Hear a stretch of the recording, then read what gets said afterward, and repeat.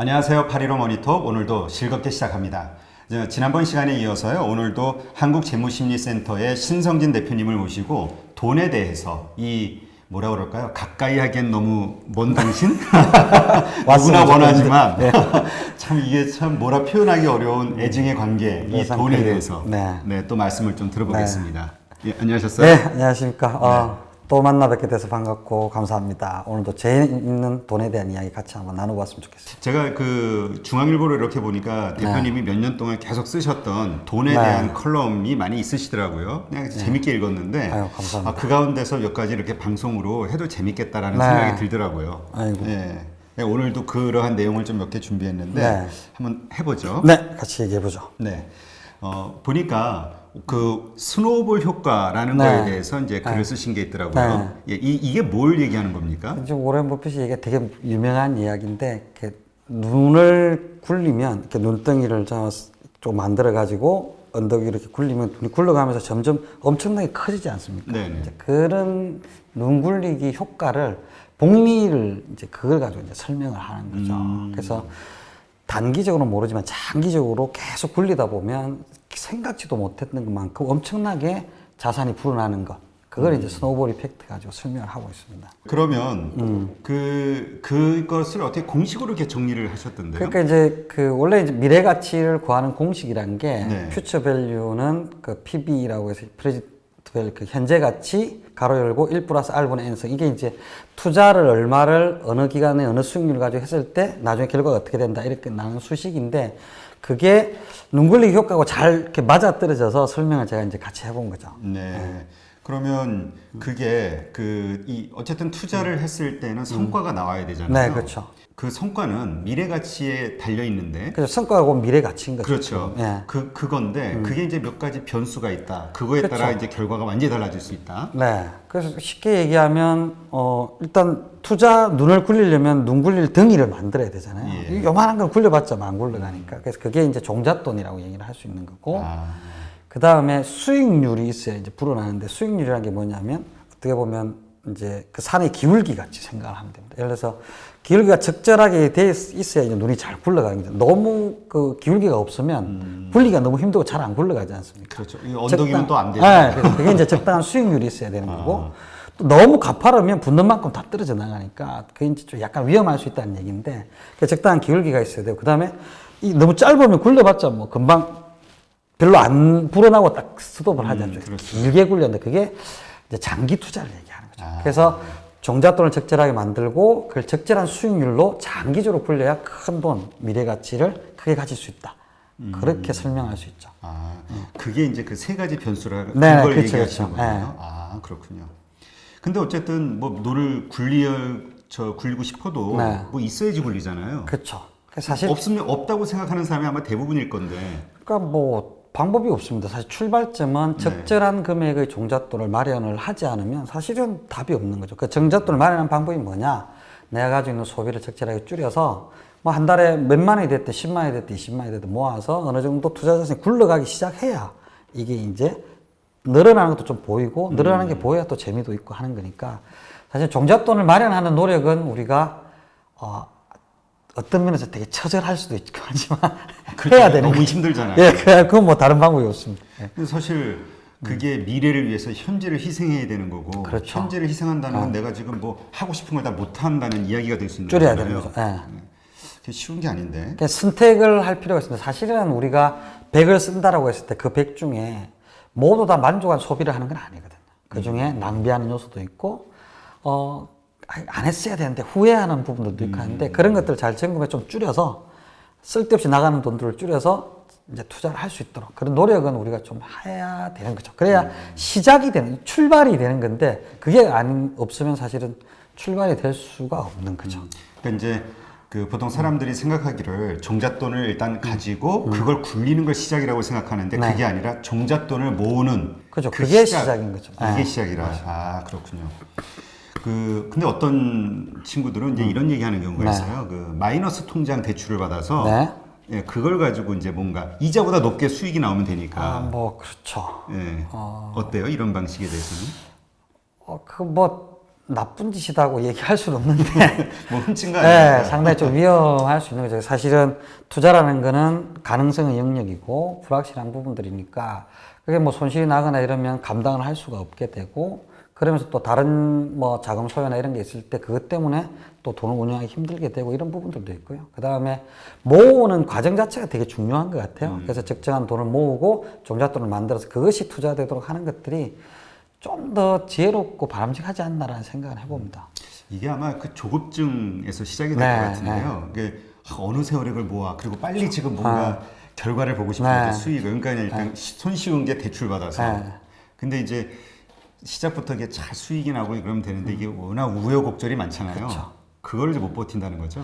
근데 하여튼 제가 이렇게 요즘에 계속 고민하면서 가장 중요한 게 뭘까라고 했을 때 되게 진부하고 재미없는 얘기인데 장기적으로 봐야 된다. 야, 재미없는 얘기예요, 진짜. 이 장기적으로 보지 않으면 자꾸 사고가 나는 거예요. 근데 장기적으로 보면서 주식 투자든 뭐 달러든 뭐 펀드든 이렇게 장기적으로 좀 보니까 아, 이런 방법이 있구나라고 하는 것들 자꾸 생각하게 되는데 단기적으로 하면 우리가 너무 빨리 변화되는 사회에 살다 보니까 그렇게 되는 것 같은데 좀 롱텀으로 보려고 하는 노력들 그게 좀 필요한 것 같습니다.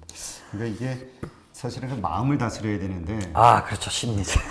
이너피스. 예. 이게 참 쉽지가 않아서 네.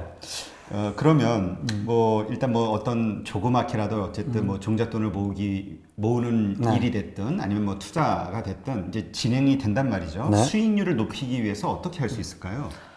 뭐 수익률 높이기 위해서 여러 가지 방법들이 있겠지만 일단은 제가 뭐 오늘 오전에도 강의를 하고 왔지만 어떤 금융상품을 선택하시고 운용하고 계시냐라고 질문했을 때 대부분 뭐 안전한 금융상품 이렇게 얘기를 하거든요. 그 안전한 금융상품은 수익이 낮은 거죠. 맞죠. 예. 그래서 약간의 리스크를 테이킹 할 수밖에 없다라는 생각이 이제 첫 번째고, 그 다음에 그 리스크를 테이킹 한 만큼 위험하니까 내가 나름대로 시간과 에너지를 좀 내서 공부를 좀 해야 되는 거죠. 그래도 최소한 위험을 줄이고 또 안전한 방법을 찾기 위해서 노력을 하는 것. 그게 좀 우리한테 소중한 돈이니까 그렇죠. 필요한 것 같습니다. 그러니까 이게 모으려다가 오히려 이게 까먹거나 손실을 그렇죠, 보면 그렇죠. 정말 속상하잖아요. 맞습니다. 더 막막해지고. 네, 그렇죠.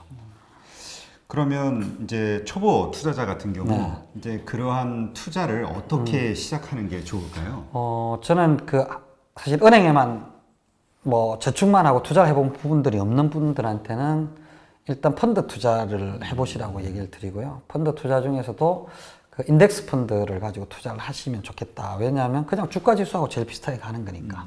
근데 그렇게 투자를 하실 때 내가 돈이 뭐 1,000만 원 있다, 1억이 있다 하고 해서 그 돈을 그냥 넣는 것이 아니라 적립식으로 해보시라고 말씀을 드립니다. 그러면 내가 돈이 있는 것들을 CMA 같은 데 넣어놓으면 거기 있을 때는 이제 이자가 발생을 하고, 그렇죠. 그다음 투자가 될 때는 적립식으로 이제 투자가 되니까, 적립식으로 투자가 되면 가격이 뭐 주가가 떨어졌을 때는 좀 많이 사고 올라갔을 때는 적게 사니까 가격이 이제 낮아지는 평준화 효과가 있거든요. 그래서 뭐 조금만 수익이 나더라도 이익이 날 수 있으니까 그거를 한 3년 정도 기간을 놓고 하면, 제가 이제 몇 번을 시뮬레이션을 해보니까 그렇게 투자하면 엄청난 수익을 얻지는 못합니다. 예를 들어서 뭐 주가 주가 30%였다 30% 수익 이렇지는 않은데, 안정적으로 은행 금리보다 좀 2%에서 4% 이상 높은 수익을 얻는 거는 그거는 가능한 것 같아요. 그래서 저는 이제 그렇게 투자해 보시라고 말씀을 드리죠.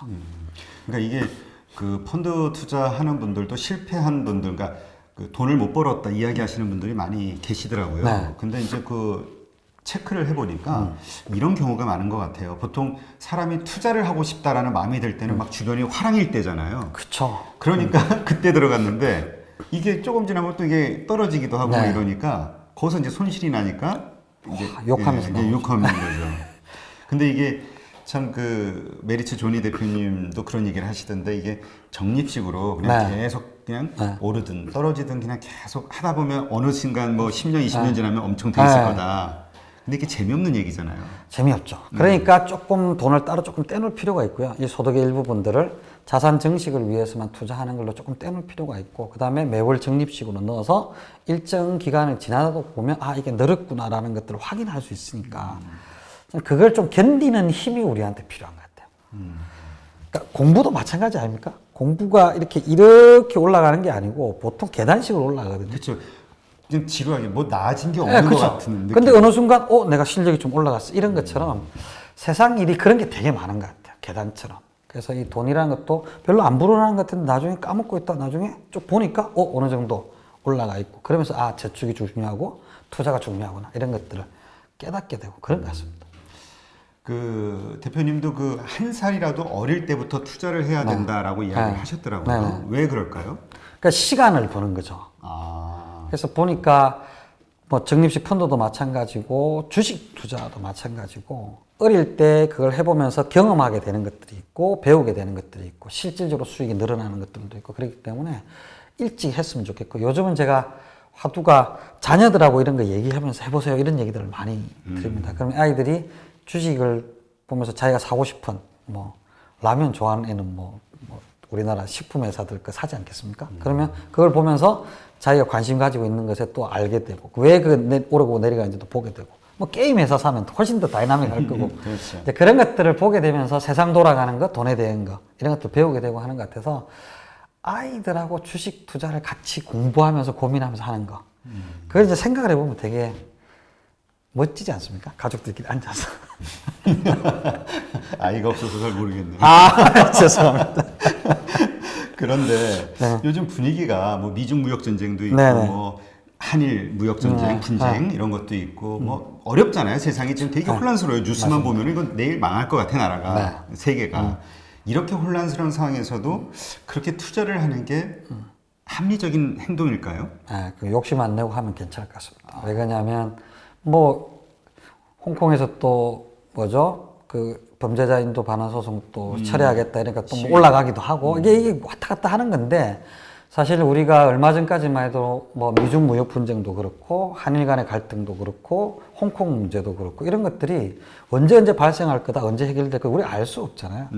그런 것들 때문에 중단하고 또 시작하고 중단하고 시작하고 하는 것들이 사실 쉽지 않은 거죠. 그래서 그냥 내가 지금 매월 적립식으로 하는 것 자체가 상황이 좋으면 좀 싸게 많이 살 수 있고 안 좋으면 비싸게 사는데 그게 사실은 조금 시간이 지나가면 비싸지는 게 또 내 수익이 나는 거고 하는 거니까 그냥 좀 무던하게 둔감하게 그러니까 과거 뭐 IMF 때도 그렇고 금융위기 때도 그렇고 둔했던 분들이 돈을 벌었던 것 같아요. 맞아요. 그건 그런 것 같습니다. 그러니까 그 뭐라 그럴까 우리 소위 아주 그냥 센스 있게 치고 빠지고 하는 그런 생각을 가지신 분들은 오히려 그게 안 됐고 그렇죠. 그러니까 뭐 그런 얘기 미련스러운 하잖아요. 분들. 예, 뭐 주식 시장을 그 주가 지금 상황을 보는 그 횟수랑 수익률 반비례한다 그런 얘기들이 있었어요.